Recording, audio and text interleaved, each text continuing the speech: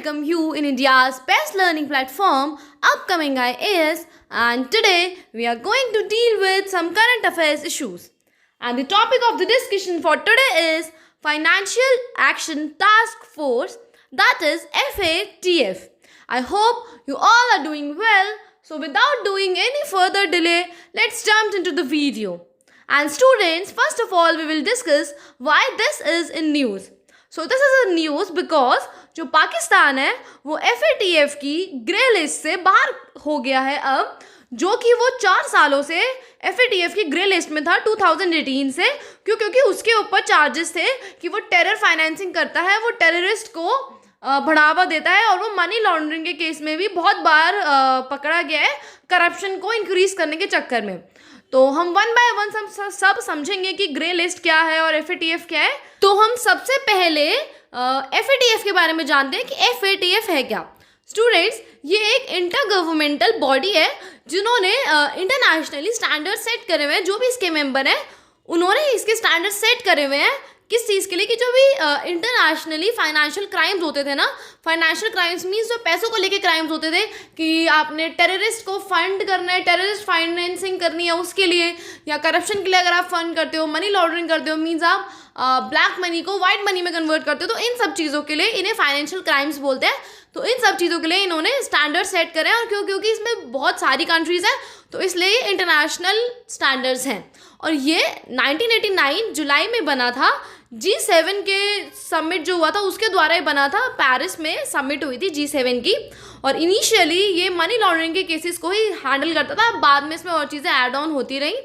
और इसकी जो डिसीजन मेकिंग बॉडी है, जो फाइनल डिसीजन लेगी कि कौन किसने क्या फाइनेंशियल क्राइम किया है, वो है FATF प्लीनरी। और ये 1 साल के अंदर 3 बार मिलती है और इसका जो हेड क्वार्टर्स है वो पेरिस के अंदर है। OECD बेसिकली इसका जो सेक्रेटेरिएट है ना वो है organisation for economic corporation and development, और हेड क्वार्टर्स पेरिस में है। और इंडिया FATF का 2010 से मेंबर है। और जो इसकी बाकी ग्रुपिंग्स है इंडिया उसका भी मेंबर्स है, दैट इज एक है APG Asia Pacific group and एक है EAG यूरेशियन ग्रुप, तो इंडिया उनका भी मेंबर है। अब हम जानते हैं कि FATF के अंदर कौन सी लिस्ट होती है और उसका क्या क्या क्राइटेरिया है। तो सबसे पहले होती है grey list and black list. तो हम ग्रे लिस्ट के बारे में जानते हैं।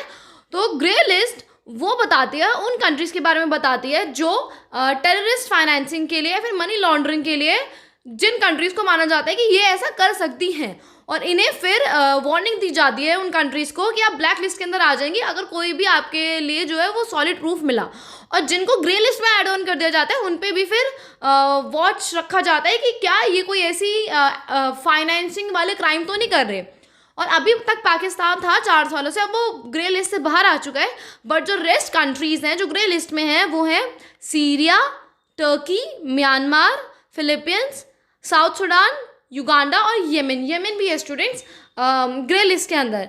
और जो ब्लैक लिस्ट होती है, फिर ब्लैक लिस्ट के बारे में जानते हैं, तो उसके अंदर तो आपको बोला जाता है कि आप NCCTs हैं, ऐसी कंट्रीज़ हैं जो नॉन कोऑपरेटिव कंट्रीज़ हैं और टेरिटरीज़, जो बोला जाता है कि आप टेरर फंडिंग को सपोर्ट करते हैं और मनी लॉन्ड्रिंग की एक्टिविटीज़ भी करते हैं। तो इसीलिए FATF रेगुलरली अपनी जो ब्लैक लिस्ट है उसे रिवाइज करता रहता है, उसमें और एंट्रीज आती रहती हैं और कंट्रीज़ के नेम आते रहते हैं या डिलीट होते रहते हैं। तो ब्लैक लिस्ट के अंदर अभी भी 2 कंट्रीज़ हैं, ईरान और Democratic People's Republic of Korea. ये दोनों कंट्रीज़ अभी भी ब्लैक लिस्ट के अंदर हैं। ग्रे लिस्ट को में से पाकिस्तान को हटा तो दिया है, बट वो फिर भी कोई ना कोई ऐसी एक्टिविटी करेगा जिससे कि फिर उसके ऊपर शक जाएगा और फिर से उसे ग्रे लिस्ट में रख दिया जाएगा। तो आई होप आपको ये सारा सेशन समझ आया हो। हम अपना सेशन यहीं तक रखते हैं। Thank you and have a nice day ahead. Do your best study and stay tuned for the next update.